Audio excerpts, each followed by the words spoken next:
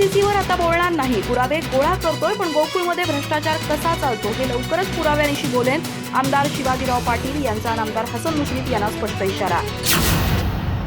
आणि हा लढा म्हणजे आमच्या शेतकरी बांधवांनी खूप कष्टाने या दूध डेअरी उभे केलेत. आणि या दूध डेअरी आता जर त्यांनी या 2021च्या नंतर जर दूध डेअरी थांबल्या नसतील तर मुख्यमंत्री साहेबांनी चांगली सकारात्मक मीटिंग झाली.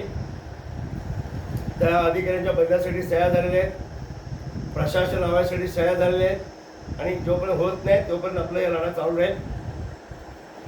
प्रशासन लावल्यानंतर ह्याची या घोटाळ्यासंदर्भात बरेच पत्र आहेत. हे पत्र मी पुढच्या प्रेस कॉन्फरन्सला मुंबईत किंवा कोल्हापूरला प्रेस घेऊन चांगल्या पद्धतीने तुम्हाला सगळे प्रूफ देतो. गोकुळला कोल्हापूरला किती लिटर दूध संकलित होते, तिथून ते दूध नवी मुंबईला किती लिटर जाते, आणि तिथून किती लाख लिटर मॅक्सिमम किती लाख लिटर जाते, त्याची आवक जावक सगळा प्रूफ सगळं आपल्याला देतो आणि व्यवस्थित होईल.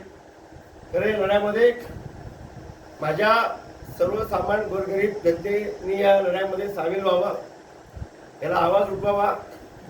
आणि ज्या शेतकऱ्यांनी बरेचमध्ये पक्षीय राजकारण नको, ज्या शेतकऱ्यांनी घामाने कष्टाने हा दूध डेअरी उत्पादने आपलं निर्माण केले सभासदांनी, त्याला न्यायाधीश भूमिकेमध्ये कधी वेळ कदाचित जर वेळ अशी येऊ नये, आणि जर आली तर जन आंदोलन करून मी उपोषणाला बसतो असं मी जाहीर केलेलं आहे. आणि अधिवेशनाला वेळ आहे अजून, तर त्याच्या अगोदर हा निर्णय मी घेऊ शकेन. अधिक माहिती आणि ताज्या घडामोडींसाठी आजच आमचे चॅनल सबस्क्राईब करा.